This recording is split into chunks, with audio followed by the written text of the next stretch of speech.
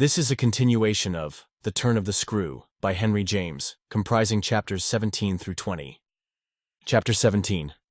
I went so far in the evening as to make a beginning. The weather had changed back, a great wind was abroad, and beneath the lamp, in my room, with Flora at peace beside me, I sat for a long time before a blank sheet of paper and listened to the lash of the rain and the batter of the gusts. Finally I went out, taking a candle. I crossed the passage and listened a minute at Miles's door. What, under my endless obsession, I had been impelled to listen for, was some betrayal of his not being at rest, and I presently caught one, but not in the form I had expected. His voice tinkled out. "I say, you there, come in." It was a gaiety in the gloom. I went in with my light and found him, in bed, very wide awake, but very much at his ease. "Well, what are you up to?" he asked with a grace of sociability, in which it occurred to me that Mrs. Gross, had she been present, might have looked in vain for proof that anything was out. I stood over him with my candle. "How did you know I was there?" "Why, of course I heard you. Did you fancy you made no noise? You're like a troop of cavalry." He beautifully laughed. "Then you weren't asleep?" "Not much. I lie awake and think." I had put my candle, designedly, a short way off. And then, as he held out his friendly old hand to me, had sat down on the edge of his bed. "What is it?" I asked. "That you think of?" "What in the world, my dear, but you?" "Ah, the pride I take in your appreciation doesn't insist on that. I had so far rather you slept." "Well, I think also, you know, of this queer business of ours." I marked the coolness of his firm little hand. "Of what queer business, Miles?" "Why, the way you bring me up, and all the rest." I fairly held my breath a minute, and even from my glimmering taper there was light enough to show how he smiled up at me from his pillow. "What do you mean by all the rest?" "Oh, you know." I could say nothing for a minute, though I felt, as I held his hand and our eyes continued to meet, that my silence had all the air of admitting his charge, and that nothing in the whole world of reality was perhaps at that moment so fabulous as our actual relation. "Certainly you shall go back to school," I said, "if it be that troubles you. But not to the old place. We must find another, a better. How could I know it did trouble you, this question, when you never told me so, never spoke of it at all?" His clear, listening face, framed in its smooth whiteness, made him for the minute as appealing as some wistful patient in a children's hospital, and I would have given, as the resemblance came to me, all I possessed on earth really to be the nurse or the sister of charity who might have helped to cure him. Well, even as it was, I perhaps might help. "Do you know you've never said a word to me about your school, I mean the old one? Never mentioned it in any way?" He seemed to wonder. He smiled with the same loveliness. But he clearly gained time. He waited. He called for guidance. "Haven't I?" It wasn't for me to help him. It was for the thing I had met. Something in his tone and the expression of his face, as I got this from him, set my heart aching with such a pang as it had never yet known. So unutterably touching was it to see his little brain puzzled and his little resources taxed to play, under the spell laid on him, a part of innocence and consistency. "No, never. From the hour you came back. You've never mentioned to me one of your masters, one of your comrades, nor the least little thing that ever happened to you at school. Never, little Miles. No, never, have you given me an inkling of anything that may have happened there. Therefore you can fancy how much I'm in the dark, until you came out. That way, this morning. You had, since the first hour I saw you, scarce even made a reference to anything in your previous life. You seemed so perfectly to accept the present.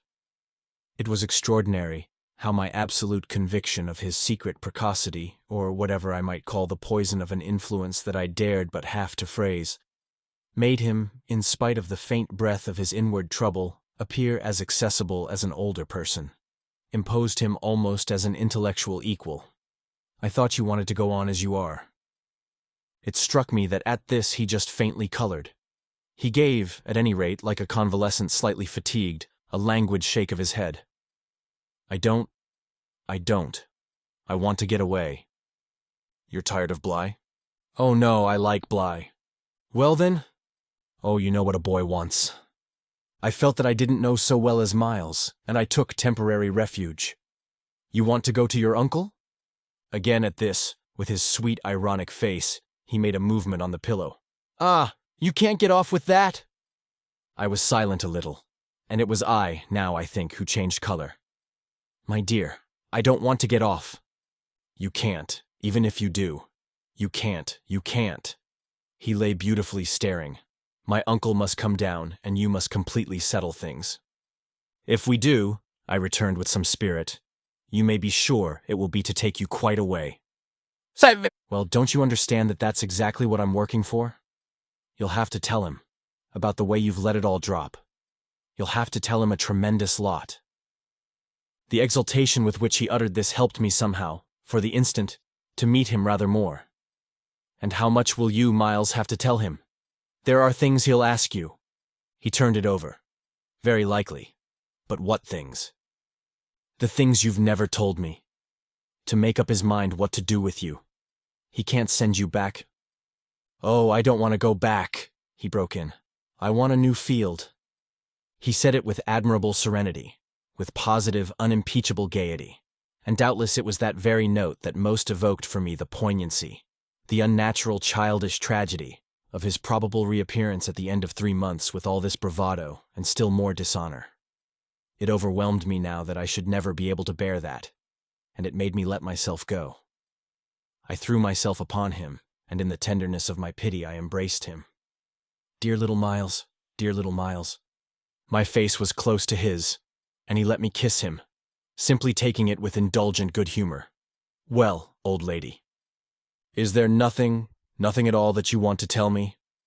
He turned off a little, facing round toward the wall and holding up his hand to look at as one had seen sick children look. I told you this morning. Oh, I was sorry for him. That you just want me not to worry you? He looked round at me now, as if in recognition of my understanding him. Then ever so gently, to let me alone, he replied. There was even a singular little dignity in it, something that made me release him. Yet, when I had slowly risen, linger beside him. God knows I never wished to harass him, but I felt that merely, at this, to turn my back on him was to abandon, or, to put it more truly, to lose him. I've just begun a letter to your uncle, I said. Well then, finish it. I waited a minute. What happened before? He gazed up at me again. Before what? Before you came back and before you went away.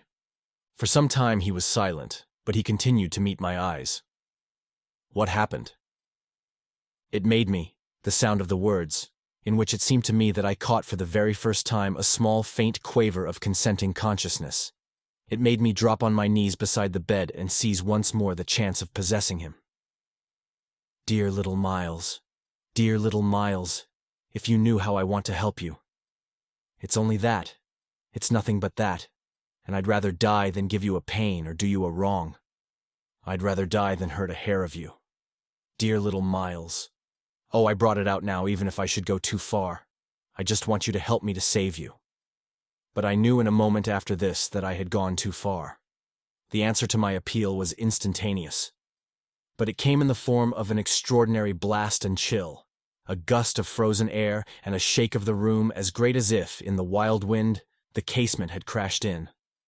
The boy gave a loud, high shriek, which, lost in the rest of the shock of sound, might have seemed indistinctly, though I was so close to him, a note either of jubilation or of terror. I jumped to my feet again and was conscious of darkness. So for a moment we remained, while I stared about me and saw that the drawn curtains were unstirred and the window tight. Why, the candle's out, I then cried. It was I who blew it, dear, said Miles. Chapter 18. The next day, after lessons, Mrs. Gross found a moment to say to me quietly, Have you written, miss? Yes, I've written. But I didn't add, for the hour, that my letter, sealed and directed, was still in my pocket. There would be time enough to send it before the messenger should go to the village. Meanwhile, there had been, on the part of my pupils, no more brilliant, more exemplary morning. It was exactly as if they had both had at heart to gloss over any recent little friction. They performed the dizziest feats of arithmetic, soaring quite out of my feeble range, and perpetrated in higher spirits than ever geographical and historical jokes. It was conspicuous, of course, in Miles in particular, that he appeared to wish to show how easily he could let me down. This child, to my memory, really lives in a setting of beauty and misery that no words can translate. There was a distinction, all his own, in every impulse he revealed. Never was a small natural creature, to the uninitiated eye all frankness and freedom, a more ingenious, a more extraordinary little gentleman. I had perpetually to guard against the wonder of contemplation into which my initiated view betrayed me, to check the irrelevant gaze and discouraged sigh in which I constantly both attacked and renounced the enigma of what such a little gentleman could have done that deserved a penalty. Say that, by the dark prodigy I knew, the imagination of all evil had been opened up to him. All the justice within me ached for the proof that it could ever have flowered into an act.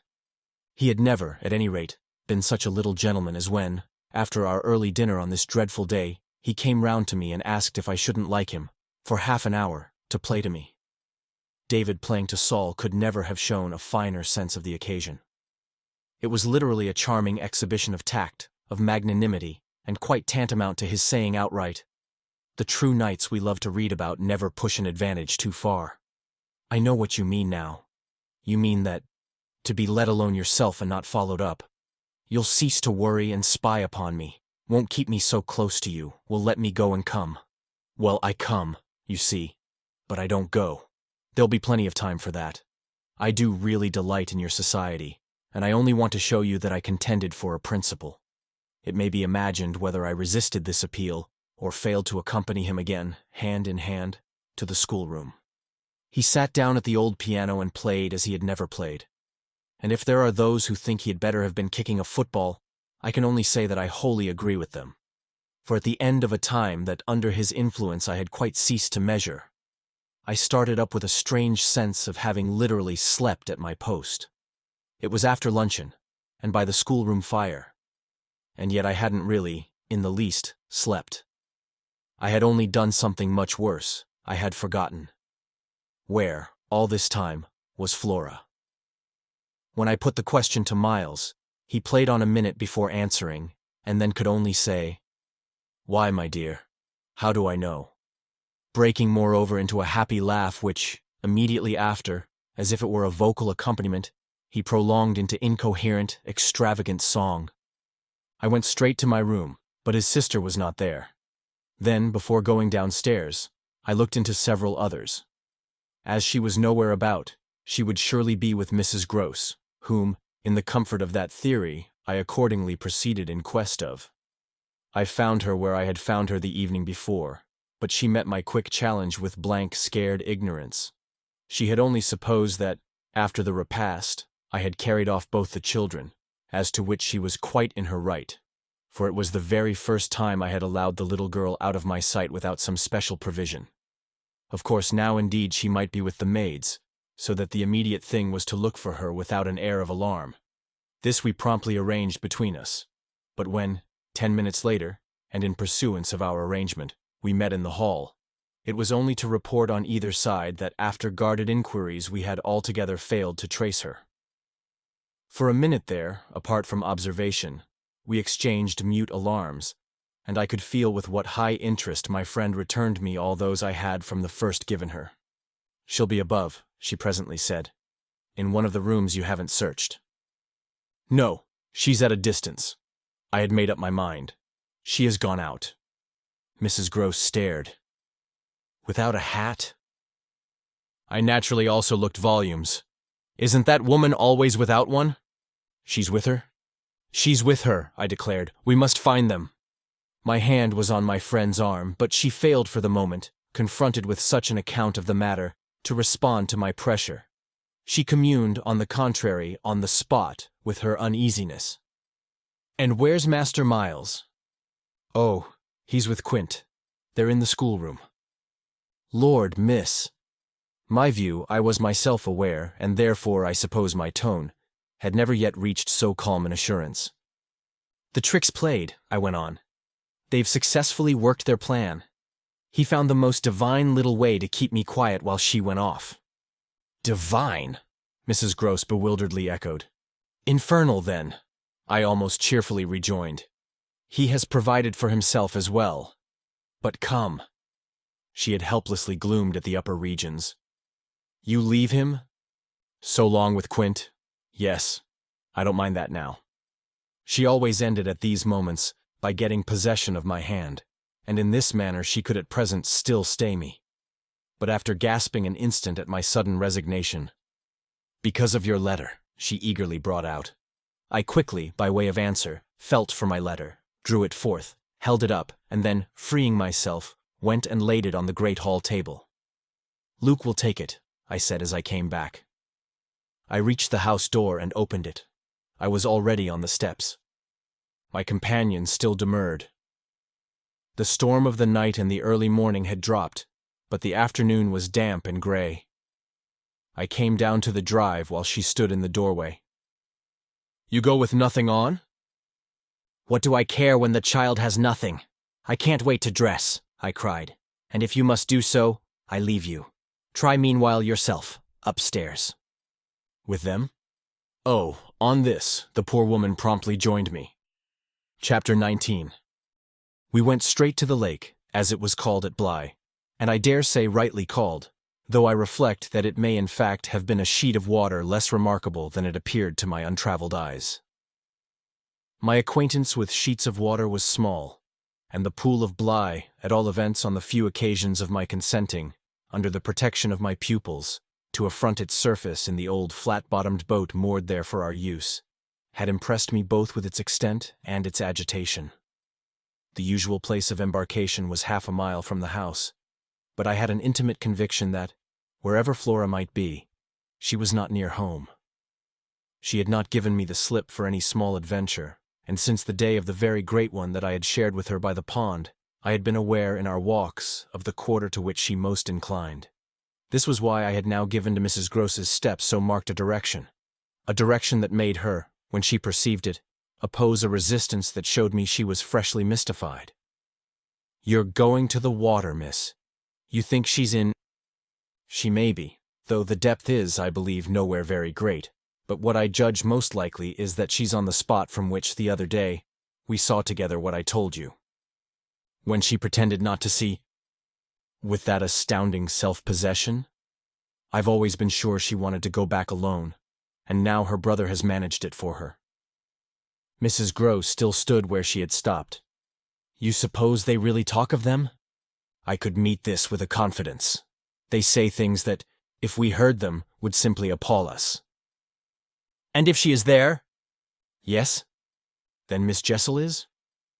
Beyond a doubt, you shall see. Oh, thank you! My friend cried, planted so firm that, taking it in, I went straight on without her. By the time I reached the pool, however, she was close behind me, and I knew that, whatever to her apprehension might befall me, the exposure of my society struck her as her least danger. She exhaled a moan of relief as we at last came in sight of the greater part of the water without a sight of the child.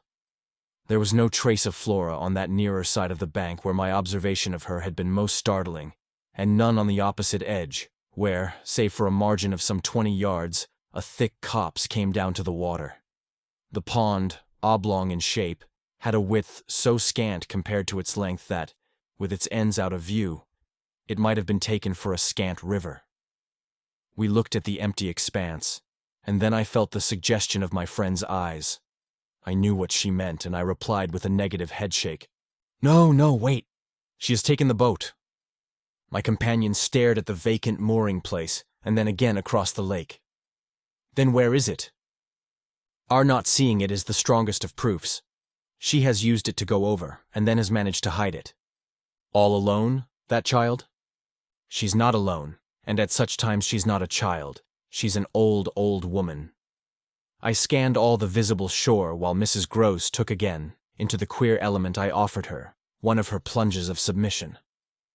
Then I pointed out that the boat might perfectly be in a small refuge formed by one of the recesses of the pool, an indentation masked for the hither side by a projection of the bank and by a clump of trees growing close to the water. But if the boat's there, where on earth's she? My colleague anxiously asked. That's exactly what we must learn. And I started to walk further. By going all the way round? Certainly, far as it is. It will take us but 10 minutes. But it's far enough to have made the child prefer not to walk. She went straight over. Laws! Cried my friend again. The chain of my logic was ever too much for her. It dragged her at my heels even now, and when we had got halfway round, a devious, tiresome process, on ground much broken and by a path choked with overgrowth, I paused to give her breath. I sustained her with a grateful arm, assuring her that she might hugely help me. And this started us afresh, so that in the course of but few minutes more, we reached a point from which we found the boat to be where I had supposed it. It had been intentionally left as much as possible out of sight, and was tied to one of the stakes of a fence that came, just there, down to the brink, and that had been an assistance to disembarking. I recognized, as I looked at the pair of short, thick oars, quite safely drawn up, the prodigious character of the feat for a little girl. But I had lived, by this time, too long among wonders, and had panted to too many livelier measures. There was a gate in the fence, through which we passed, and that brought us, after a trifling interval, more into the open. Then, "There she is!" we both exclaimed at once.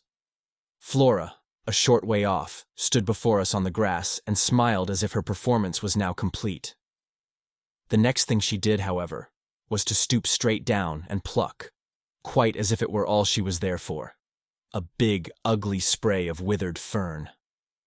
I instantly became sure she had just come out of the copse.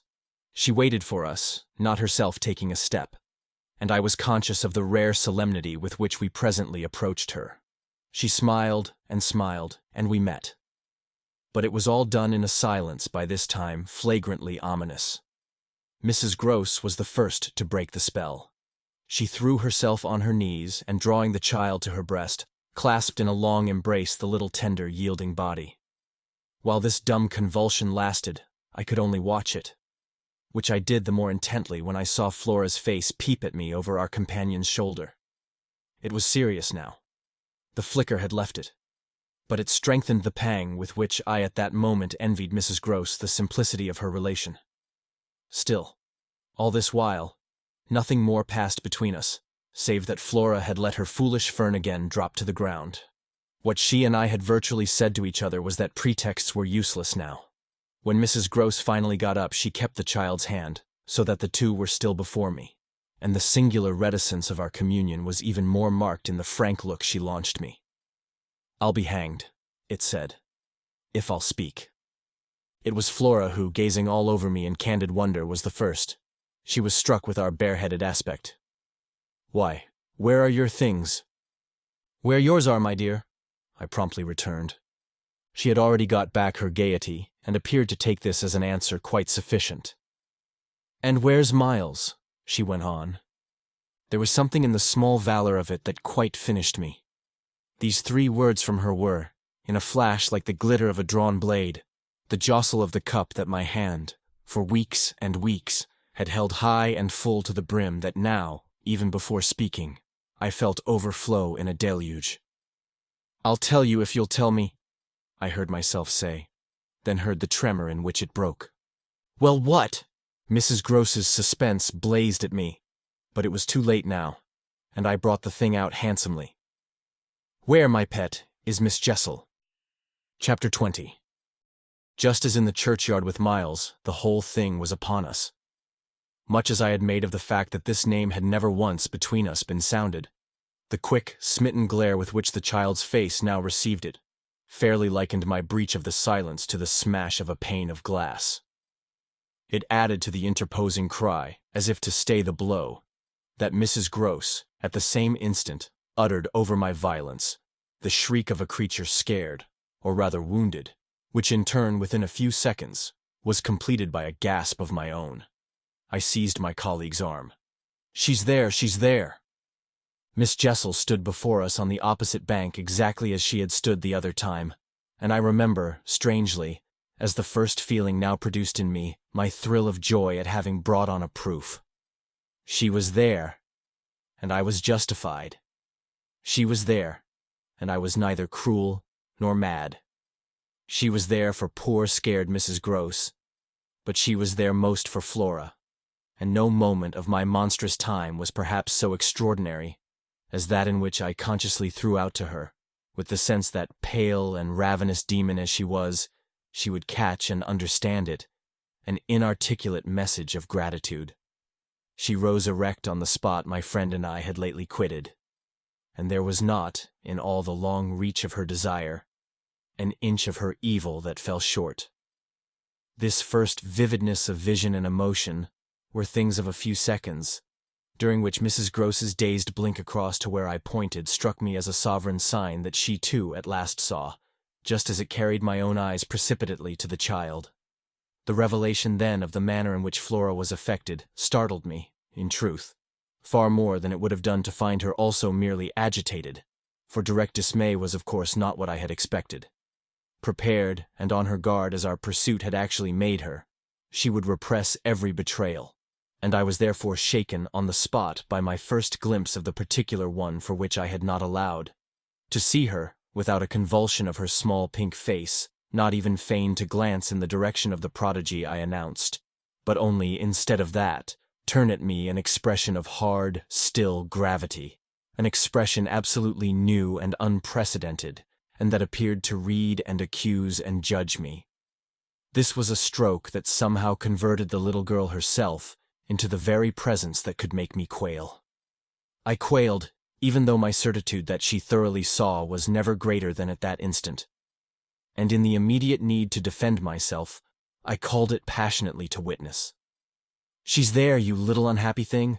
There, there, there. And you see her as well as you see me." I had said shortly before to Mrs. Gross that she was not at these times a child, but an old, old woman, and that description of her could not have been more strikingly confirmed than in the way in which, for all answer to this, she simply showed me, without a concession, an admission of her eyes, a countenance of deeper and deeper, of indeed suddenly quite fixed, reprobation. I was by this time, if I can put the whole thing at all together, more appalled at what I may properly call her manner than at anything else, though it was simultaneously with this that I became aware of having Mrs. Gross also, and very formidably, to reckon with. My elder companion, the next moment, at any rate, blotted out everything but her own flushed face and her loud, shocked protest, a burst of high disapproval. "What a dreadful turn, to be sure, miss. Where on earth do you see anything?" I could only grasp her more quickly yet, for even while she spoke the hideous plain presence stood undimmed and undaunted. It had already lasted a minute, and it lasted while I continued, seizing my colleague, quite thrusting her at it and presenting her to it, to insist with my pointing hand. "You don't see her exactly as we see? You mean to say you don't now? Now? She's as big as a blazing fire. Only look, dearest woman, look." She looked even as I did, and gave me, with her deep groan of negation, repulsion, compassion, the mixture with her pity of her relief at her exemption, a sense, touching to me even then, that she would have backed me up if she could. I might well have needed that, for with this hard blow of the proof that her eyes were hopelessly sealed, I felt my own situation horribly crumble. I saw my livid predecessor press, from her position, on my defeat. And I was conscious, more than all, of what I should have from this instant to deal with, in the astounding little attitude of Flora. Into this attitude Mrs. Gross immediately and violently entered, breaking, even while there pierced through my sense of ruin a prodigious private triumph, into breathless reassurance.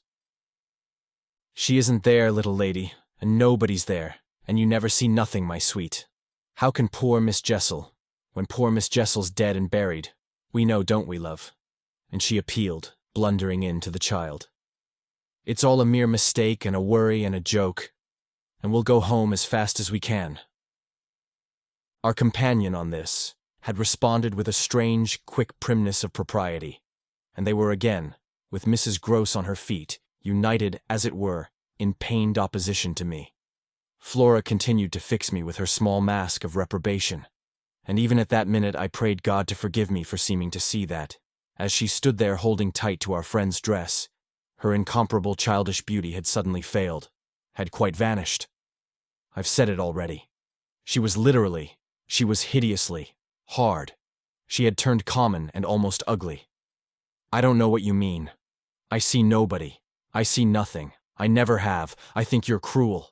I don't like you.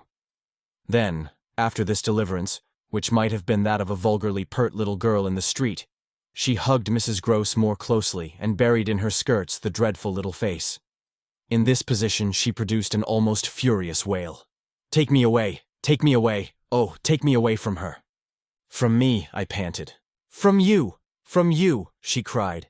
Even Mrs. Gross looked across at me dismayed, while I had nothing to do but communicate again with the figure that, on the opposite bank, without a movement, as rigidly still as if catching, beyond the interval, our voices, was as vividly there for my disaster as it was not there for my service. The wretched child had spoken exactly as if she had got from some outside source each of her stabbing little words, and I could therefore, in the full despair of all I had to accept, but sadly shake my head at her. If I had ever doubted, all my doubt would at present have gone. I've been living with the miserable truth, and now it has only too much closed round me.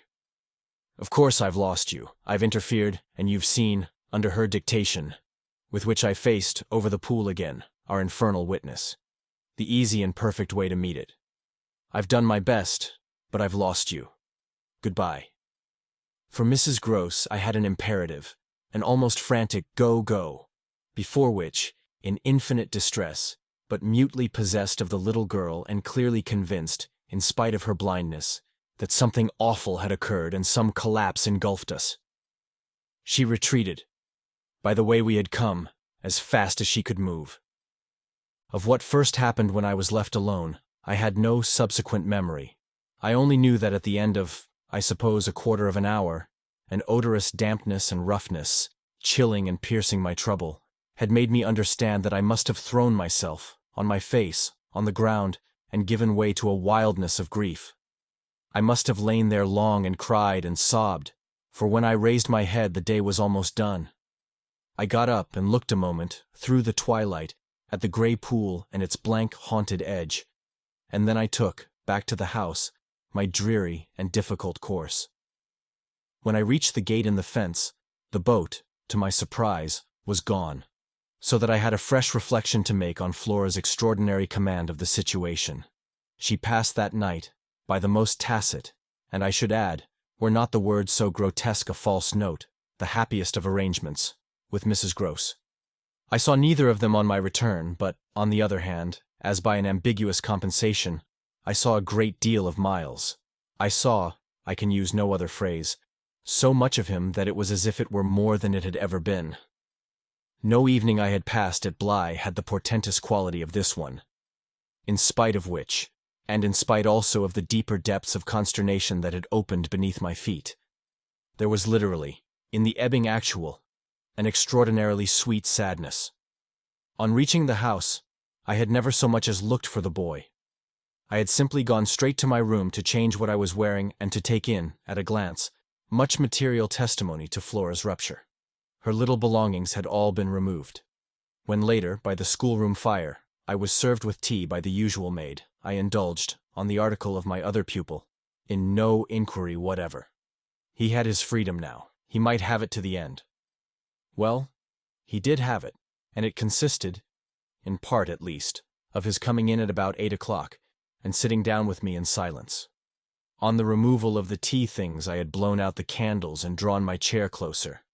I was conscious of a mortal coldness and felt as if I should never again be warm. So, when he appeared, I was sitting in the glow with my thoughts. He paused a moment by the door as if to look at me, then, as if to share them, came to the other side of the hearth and sank into a chair. We sat there in absolute stillness. Yet he wanted, I felt, to be with me. This concludes the 6th part of 7 total of The Turn of the Screw by Henry James, produced by Best Audiobooks for free.